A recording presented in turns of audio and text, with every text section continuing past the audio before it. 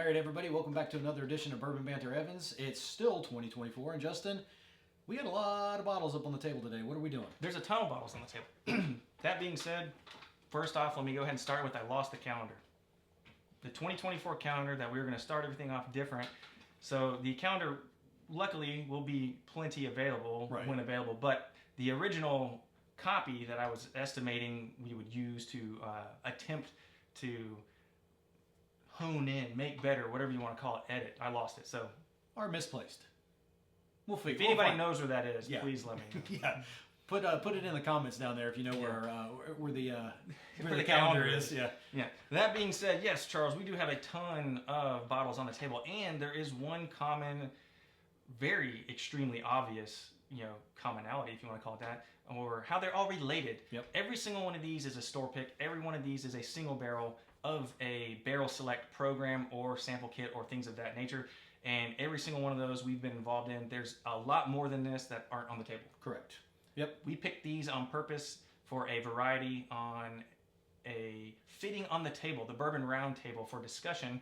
And before the video started, might we add, we do have somebody in the background that has done barrel picking before. So this video is the barrel picks. How we're doing the art of barrel picking. The art of barrel picking. So there is somebody in the background. They didn't want to be on camera, but he's welcome to come on camera if he would like to.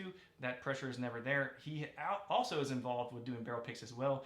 So are several other people that are nearby but weren't able to make it, which is fine. But every single one of these was a single barrel pick that was either at the distillery, in person, near a distillery, or they were, in a sample kit that was sent down if that was what the necessary supplier or distributor deemed the only way to get it. Yeah, and I think really originally before COVID and all that good fun stuff, we tried to get to the distillery to do the barrel picks. Yes. Since then, it's been a lot more. I'm thinking majority of them have all been kits. Yeah, for the most part. I mean, that's what that 2020 year did. Unfortunately, affect the way a lot of the distilleries operated as far as barrel pick goes. Cheers for you guys. What's in your glass? We are starting with a little bit of the old Yellowstone Bourbon Banter Evans collab with ABC, which is Augusta Beverage Center. So there's still plenty of this available. We haven't mentioned it in a while. That is our fault for forgetting about this and not telling everybody. So it's a very good drinker. It's not something that we're gonna say is gonna blow your socks off good, but it is very tasty and very easy to crush and very easy to drink. Yeah, it's one that we can tell you that we've crushed before. And just glad we were able to get some more bottles of it. Yes. But honestly, get out there, grab you one. Yeah, and again, Augusta Beverage Center and our local market is across from the mall on Wrightsboro Road.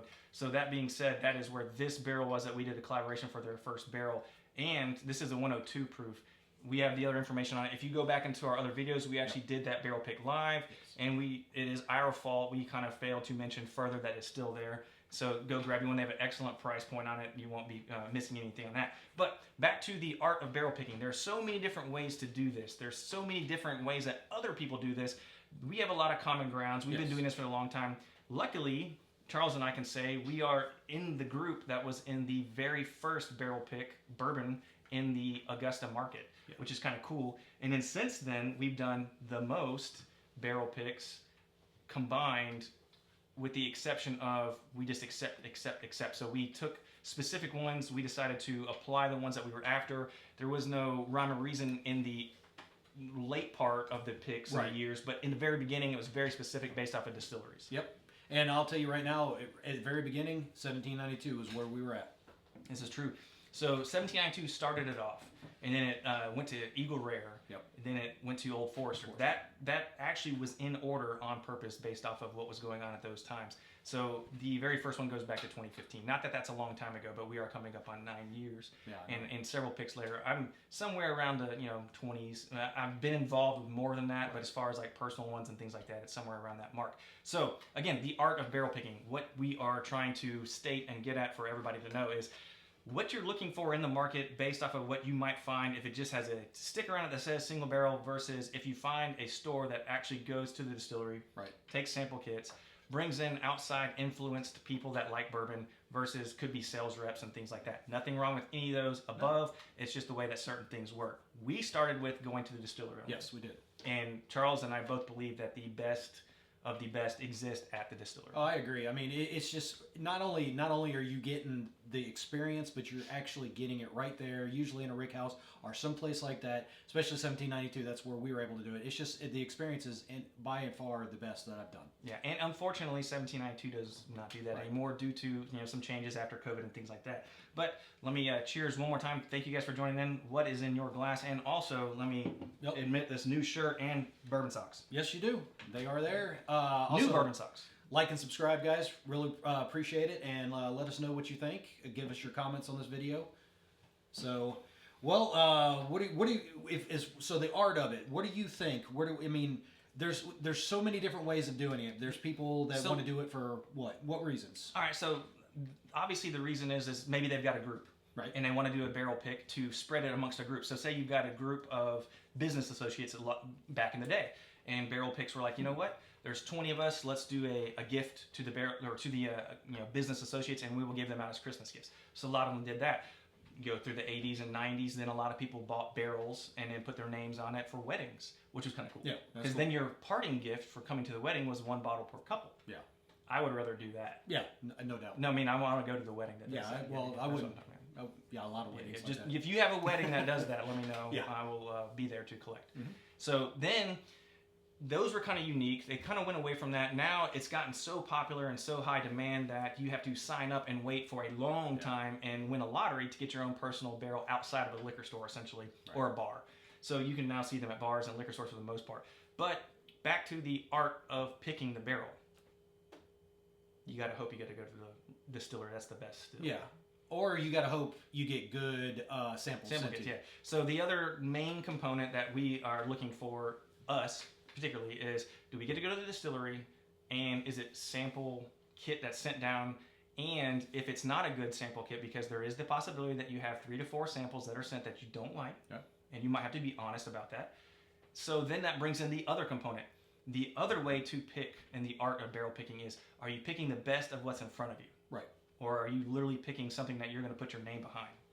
Yeah, and one of the things that I've always done as far as me when we're doing that is I always want to make sure if it's the samples are not good, I'm willing to say I'm done.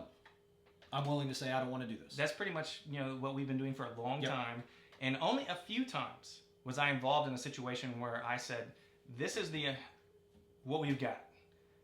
It's not my store, right?" And if it was, I would probably ask to see if there was something else available. And in the meantime, I would say, I can tell you what the best is there, but I personally would hope that there's better available. Right. But the store was still happy enough to get that they accepted it. So they just kind of said, hey, Justin, you're familiar with this. Hey, Charles, you're familiar with this. Would you mind helping us out and pick from this kit? And I said, I will gladly do that, because they reached out to me being a bourbon fan. Yep. They might not have had any bourbon fans. It may have been a store that was new to the bourbon game that's just wanting a pick at their store, which is really cool. Yeah, definitely. And so, of course, I'm going to help out, because I would rather buy anybody's store pick, which we are big fans of going anywhere, doesn't matter what state it is, and trying any store pick, and finding out that this was actually a bourbon fan or somebody that drank bourbon that picked it. Right. It's better than, hey, here's the distiller select. Even though, how many distillers that were very good, though. We've had several distiller selects. We have very that are very good, and nothing against that. It's just I personally, I would rather know that somebody that's drinking bourbon that actually enjoys bourbon or whiskey or whatever did the actual pick themselves. Yes, I agree with that. And I will say that distiller selects sometimes are for markets. Mm-hmm. And that's kind of cool too, because an entire market can be divvied that up as far as that goes. And that's also fun as well. And Alan is in the background today, and we're going to call him out specifically. He's going to come up a little bit closer. And while I pour this control, which we have re-upped it on, and I've got a little surprise later on with this as well. So I'm going to put Alan on the spot as far as, Alan, do you prefer the chance to get a kit, the chance to go to the distillery, or just, hey, we got a really cool opportunity to get one, let's just take one? I actually like going to the distillery the best. And my most recent reasoning behind that is when we went to a distillery, we were picking 2 barrels, a wheated and a straight bourbon. And the wheater jumped right out at us. It was a fantastic pick. We knew immediately this was a rock star. We were thrilled. The straight bourbon that we picked, the 3 options that we had were really rough. We said, okay, definitively, this is the best of the 3 that we have to choose from. we just can't take this back and Put your name behind it. showcase this with our name behind it. Yep. And so we went and got several more picks. And in the next group of picks that they went and got for us, there was a winner, a very clear winner that we were going to be proud to have a name behind. That's awesome. I'm glad you say that, because in 2017, when I did the first Old Forester pick at the distillery, first off, Brown-Forman rolled out the red carpet, which was really cool. So we got to go to the Brown-Forman campus and in Louisville, all that fun stuff. We did it with Jackie Sycam before she became the master, essentially taster at the time, and then became, before that she was chemical engineer and then master taster. So that was a really cool opportunity before she graduated on to the next thing, and then she started putting out some of the birthday bourbons. But it was really cool to be with the people that were there at the distillery when they were bringing the barrels down, because they said that thing, if you don't like the 3 barrels you start with, we'll roll those back out. And then you look down the wall, and then we had a book of this, and it was just 50 different barrels to choose from. Awesome. And so they just go ahead and pop the bungs real quick, and then you can kind of thief from there and go, which was kind of cool. So I agree with that as well. Not to say that we can't get really good kits sent to us, because we definitely have had that. And now that I hadn't had this in a while for the last few years, but this control is fantastic. And the reason I went to the control next is to try it versus some of these picks that are up here. Well, and I'll tell you, one of the kits that I thought was one of our best ones was the Wathans that came in. Yes. And that was a kit. That's how they do. Wathans does theirs. And honestly, it was, if I remember correctly, it was 4. No, 3. It was 3. 3 or 4. I can't remember exactly. It was 4. That's right. It was 4. One of them, how we do it. And you've seen us do it before. We throw out the one we don't like first, and we were able to do that. Everybody did it in lockstep. Then you try the other ones, and this is one of the first ones where everybody was in consensus. It was. Yeah. And what was really cool is Wathans, I begged and pleaded to go up to Kentucky to do this, but because they are sourced, they refused to do that due to NDAs and things like that. But it was some of the older liquid that was there. Mm-hmm. We didn't know that until afterwards, because they didn't give you too much information due to the sourcing at the time that they were doing. So we've talked about distillery. We've talked about some sample kits.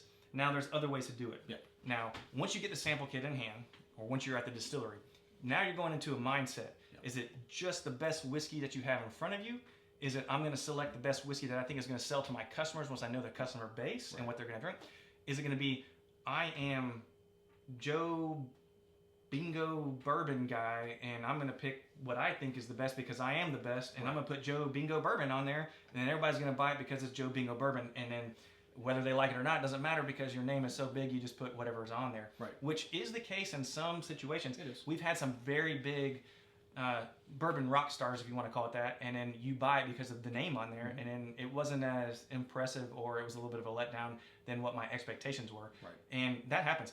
So Charles can definitely back me up on this, and we've had this conversation multiple times, and he's had the original bourbon that I ever did, single barrel pick, the first one I ever hit in the Augusta market.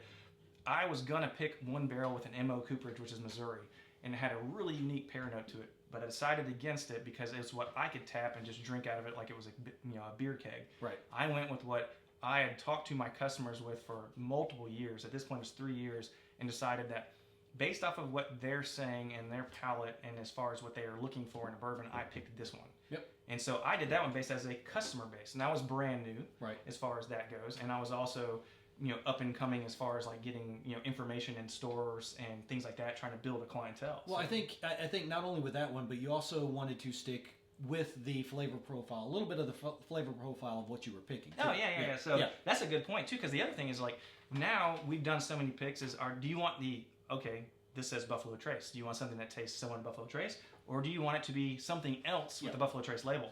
Because BT1 has so many diverse things in there, right. And Alan can attest to that as well. You could have a BT1 Buffalo Trace, but taste like Taylor in the bottle, taste like Eagle Rare in the bottle, taste like a really refined, benchmark, not quite Buffalo Trace, because they get an extra this to it. And so that's unique. So then you got Old Forester, which is all over the map with those things. Those become so different, but now they're doing barrel-proof versions that become almost too hot to drink it sometimes. You have to open it for about a month, and then I'm not afraid to put ice or a couple of drops of water in some of those higher proof ones, whereas I tend to go to the 100 proof ones now. Definitely. But I've never done a 100 proof pick. The only one I did was a 90 proof, and we did it based off of, we were going for a specific profile of a combination between 1870 with the original batch and a birthday bourbon. And it's funny enough, when we did that pick, we actually got to warm up with birthday bourbon. Oh, So really? it's a terrible situation when you warm up with 2016 birthday bourbon, by the way, and your palate is honed in on trying to find that exact same thing. Well, I'll tell you what, y'all did a good job with that one. I still have one of those, and that's one of the ones I'm going to keep for a while. So I say the first three that we did are what I call the OG picks, and that is the third one. So that is the final version of the OG picks that so few of them are left. But again, for that, we were going for a specific profile. There are still the bourbon rock stars that are going to say, I'm going to put my name on it. It doesn't matter. It's going to sell. Right. Or, I hate to say it, but this guy right here, doesn't matter what you put on it. It's going to sell. Yeah. And that's just because people are going to take that chance on that, the wow factor of what the bottle is, but what was put into that? What was the effort put behind it? And in this case, it was one of the most amazing sample kits. It was. So we did this based off of all three samples that were sent were Yeah, they were great. hands down. It didn't matter. We couldn't fail at this point. Even the worst one, the first one that we kicked out, even that one, you could have put that one in. We would have put our name on that, and we would have been fine with it. No problem. Yeah. No, hands down, they were all amazing. Yeah. And so anybody in the background, thank you guys for joining in. Just grab a glass if you want. Go, just reach in below, camera. If we have a question for you, we're gonna put you on the spot. Grab a bottle, try it. I highly encourage everybody to try this Yellowstone. That's what we tried first. Yep. And then again, I have a surprise later on for the Control. Which stay tuned live for that one. Yeah. So you out there, like and subscribe. Yeah, and cheers. Cheers. But no, I'm interested in what I like to do is I like what you said. I'm looking for the customer. I want to get something that's out there that's going to be drinkable for the customer.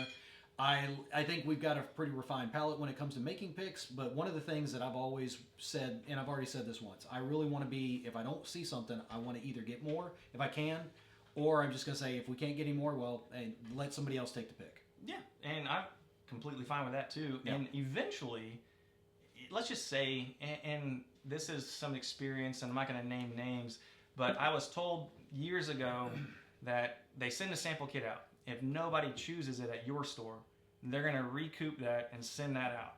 And nobody chooses it at the next store, they're going to reassemble it, send it out. And eventually, if there's one left over, they get pressure from the allocation system, meaning those stores that got it first were being allocated the barrel, and if nobody chooses that one, then they get pressure to get that sample kit somewhere in market. So they could have a random store that ends up with a barrel pick that they should have technically not been allocated, but if nobody wanted it, yeah. So that can happen from sample kits. You might not always be guaranteed a good one, and then that's the fun of this, though. Yeah. You get to try it. So again, there's still an art to it, and it's whether or not it's like, is it for you? Is it for a group? Is it for a gift? Is it for the best of the similar profile, or is it off profile but that label, which is what we were talking about with Buffalo Trace, as far as, so, okay, Charles, I'll put you on the spot. Okay. There. When you are picking Buffalo Trace, which we've done multiple times, are you looking for something that's very good Buffalo Trace? Or are you looking for something that's very good BT1 that you can put in a Buffalo Trace wrapper, aka the bottle with the label on there? I'm looking for BT1. You're looking for BT1. Yeah, I mean, because we've had it before. You can have Buffalo Trace. Well, Buffalo Trace can get very close to Taylor. Very close. It can. We have one of those. Maybe. Yeah. Okay, so let me ask you this. If you were doing a larceny pick, if you were involved in a larceny, which they don't do this anymore, they've been discontinued, at least in our market. Again, we are Bourbon Banter Evans. This is in our market. So if you are doing larceny, are you going for the best larceny you can get, or are you going for something that seems like Old Fitzgerald? Because it is the weeded mash from Heaven Hill. You know this as well as I know. Right? Yeah, I mean, we were going for a good weeder. That's what we were looking for. I think with this one, if I remember correctly on this one, we were a little Mm-hmm. off on this. And so I was going more towards off larceny, something a little different, and when I mean Justin, for the store at this time, wanted it to stay on profile. This is true. So that brings up another point. Again, how off profile do you want to go? Do you want to go so off profile that it puts people off of like, wait a minute, you told me to try this because I like larceny every day, and now you're like, you have a single barrel pick of this and you're selling me this to tell me to try it at your store, and it tastes nothing like larceny. So that's taking a risk of them not liking it. And that's kind of where on that one specifically, I mean, that was one of the ones that I was like, I want to try to take a chance, but hey, I completely understood. The one that we picked was great anyway. I just wanted to try something different on that. And it's usually where I don't go. Usually we stay lockstep. Wathans, we want to stick with Wathans. This one was Wathans, but it was so sweet. It was just Oh my God, amazing. Yeah. It was like candy. Yeah. Well, but, nowadays you might not say that. right. Yeah, back then. Back then. Yeah. But usually stay on profile. For some reason, I don't know, that day I wanted to go off profile. So everybody has those, but just like we have here, are you wanting to stay on profile? Is it for me? Is it for the customer? That's what it comes down to. This is true. This is true. Okay, so now speaking of profiles, all right, this is going to be the art of picking barrels 2.0. Everybody knows that 1792 is where my heart lands when it comes to picking barrels. Yes. I mean, don't get me wrong, I've done tons of BT1, but 1792 is like my go-to daily, so on and so forth. So as far as sticking on profile, with the exception of the first one, I am very specific, looking for very specific things, and probably cause the most arguments and fights at a distillery of anybody else over what brand on this table. Yeah. 1792. 1792, yeah. So, okay, Charles, verify. When picking 1792, is it easy or not easy when it comes to if you're involved in my group? I mean, it's not hard. It's just very thorough, and you go in with what I've seen with Justin going in, he goes in with a certain mindset. He knows what he wants, doesn't let anybody know that. He wants to see what everybody else is going to do, and this is the art of picking, and so that's part of it. And then he gets our opinions. Then we start talking about it. Then we actually get to see what he's looking at, and then we kind of start refining from there. So it's a process.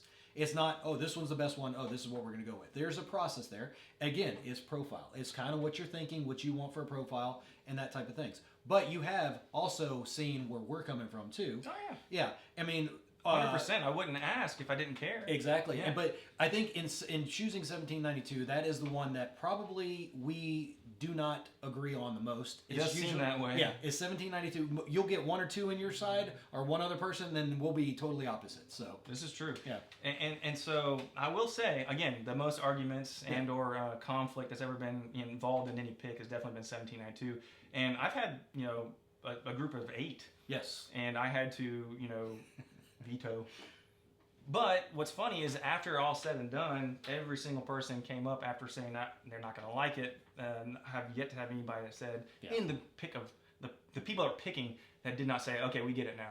Right. It's like and you kind of have to predict the future a little bit when you're trying barrel proof whiskey in February and it's freezing, 30 plus or minus 2 or 3 degrees in a distillery. Oh, and your teeth are chattering. You have gloves on. You can't feel your fingers.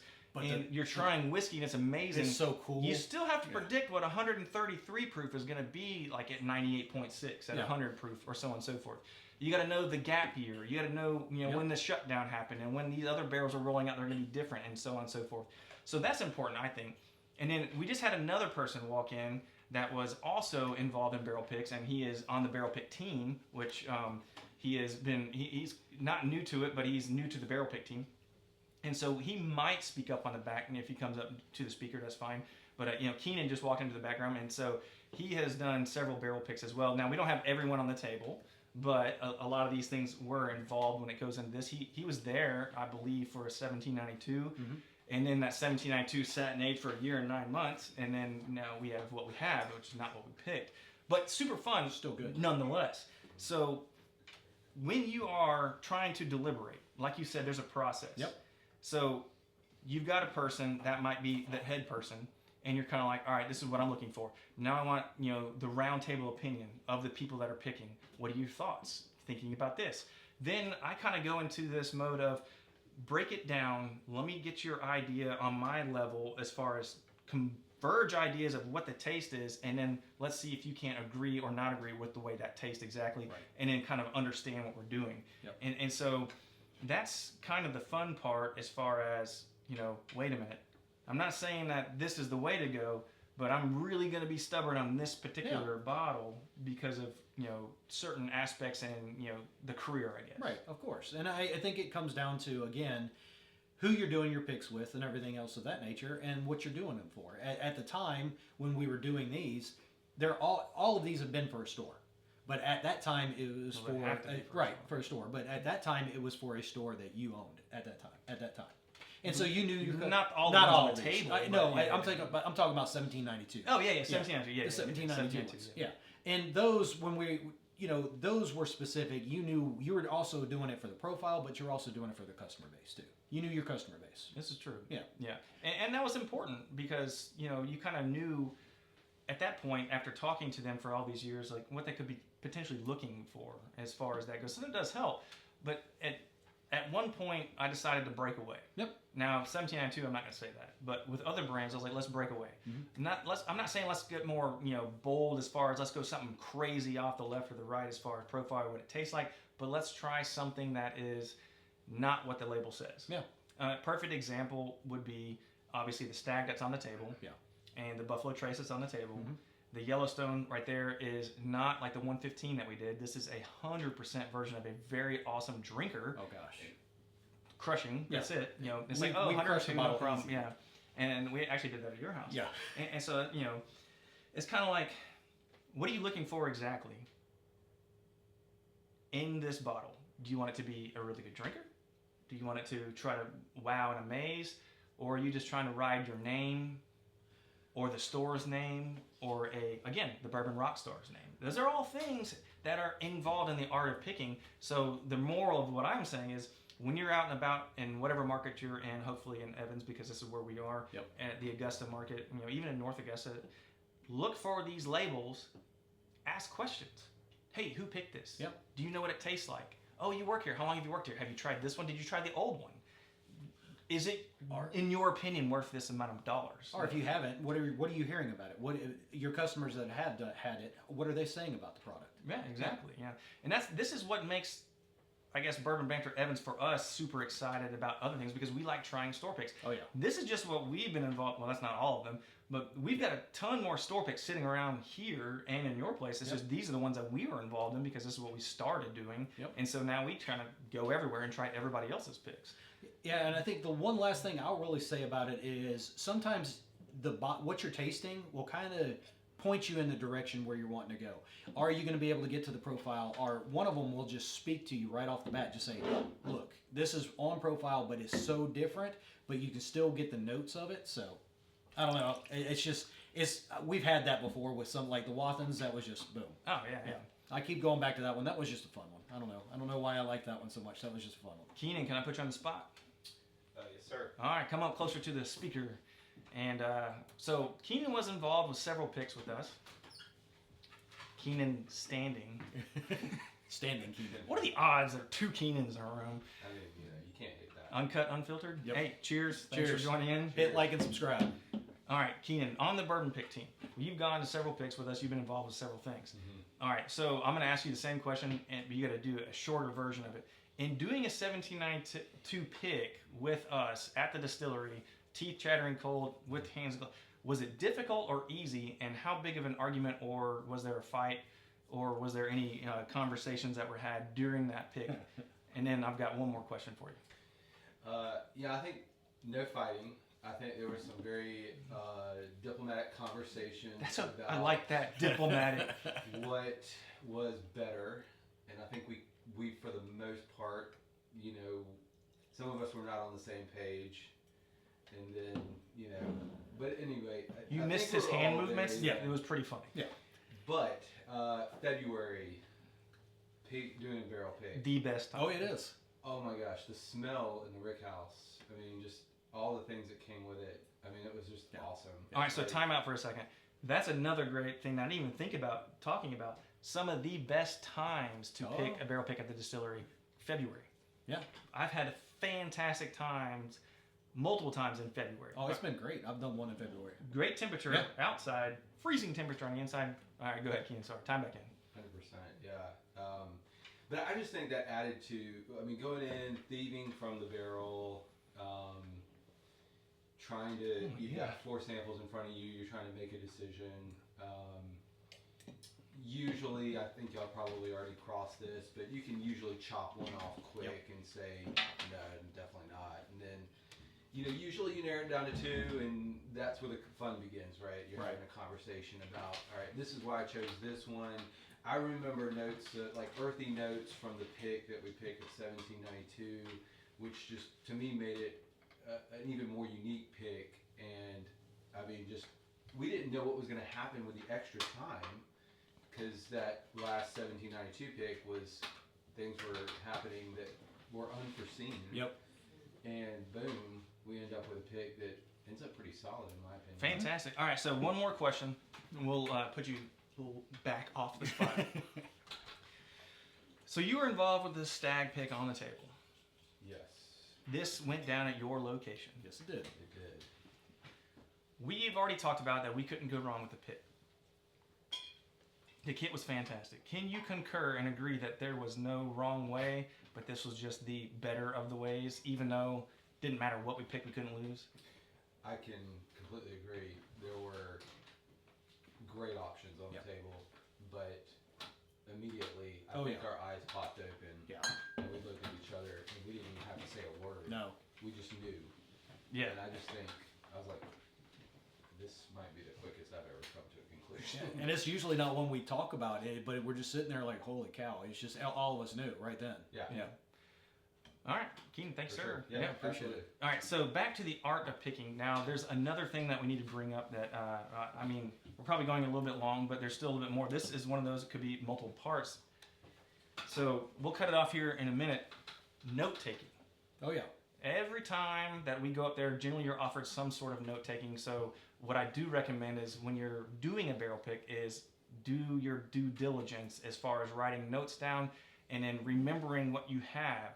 If you have multiple picks in front of you and you have to figure this out, there's a good chance the last one always tastes the best because that's the alcohol. True. So I will, end this with take your notes, do the best you can, take small sips, spit out if you need to, which is a terrible thing to do. And then when I did the very first Yellowstone, that was one of the most complex and most fun picks I've ever done. But if we didn't have good notes, then it would have made very difficult times. Well, and I'll just add to that. I think also one thing that we try to do, you're going to try them in one specific order, try it reverse. Reverse it around a little bit because that way you're not going in the same order. Like you said, that fourth one, third one, whatever, your last one can be the best. Try it the first one the next time. Yep, and that's another good thing. Yep. So I go through different rounds. So I do one sip, or technically water, one sip, water, one sip, water. Yep. Then I go one sip, two sip, water, one sip, two sip, water, one sip, two sip, water. Then I go, once I narrow it down, then I start going to what I call the lightning round. Yep. So at that point, my palate's pretty honed in as far as what I can do. So then I'm going to go back to back to back. Yep. But I'm going to reverse it in the meantime. And then once I kick out the one that I'm not interested in, then I'm going to really narrow it down to the two that I'm interested in, as far as whether it's going to be the profile, whether it's going to be the bottle that is similar, but I want it to be completely different on the inside. Yep. Or it's for the customer, or if it's for the gratification of Bourbon. What was his name? Bourbon Bingo. Bourbon Bingo. Bourbon Bingo. Yeah. Rockstar. Yeah. So that's what I would say is, do your homework on the table right there with the whiskey that's in front of you. Yep. And the better the notes are to you, it might look like hieroglyphics to somebody else, but if you can understand the notes, right. I mean, Alan, do you agree that your notes might look different than somebody else's notes? Very much so. I also find it interesting that some folks choose to express very specific details of, different types of, I'm tasting Twizzler, or I'm tasting mineral something, or and they'll be very specific things. And other folks will literally say, this pick is A-, this one is A+++, this one is B. Yep. And that's all they have to say, but that it's valid for them. No, Thank you. definitely. Yeah, I appreciate that. 100%. Now, there's one last thing that what Alan just said reminded me, and then we'll close it off. This was huge for me. Never have I ever, nor will I ever, release the profile of the pick that I did until we've talked to the people after they've had it and bought it. Right. I've never once released the entire profile of what it is. I've given hints, but never have I ever, nor will I ever, write up anything that involves what it is. It is up to the person and the individual to determine those things, and then we can discuss it. But I do not. That's just me. Well, and Charles is the same way. Yep. And if anybody was involved in this, and Keenan in the background, you can guarantee that I said, what do we don't do? We do not release the profile. We don't talk about it. Because if we talk about it, then there's going to be an adjective somewhere that turns somebody off. Yep. And maybe they don't get that because their palate's different. Right. But what they might get is a good glass of bourbon that they enjoy and say, you know what, I got this. And we're like, okay, I'm glad you got that. what we do is we stick to the knowns. So if you look on the labels, it's what it is. Sometimes usually try to have we try to get an age statement of some sort on there. And warehouse, location, yep. rick house, But all we that fun stick stuff. to the specifics. Yep. And so we'll call it a successful barrel pick, the art of barrel picking, part 1. Yeah, I think there's going to be a lot more to this, and also we've done a barrel pick on video before. Go look at that; it goes through a little bit more of our process on that. So I think we did the Buffalo Trace one on there. So go look for that video. Also Yellowstone. And Yellowstone too. Yeah. So So go look at those videos. You can kind of see the process that we go through. yeah. And so cheers to you guys. Thanks for joining in. And what's in your glass? Cheers.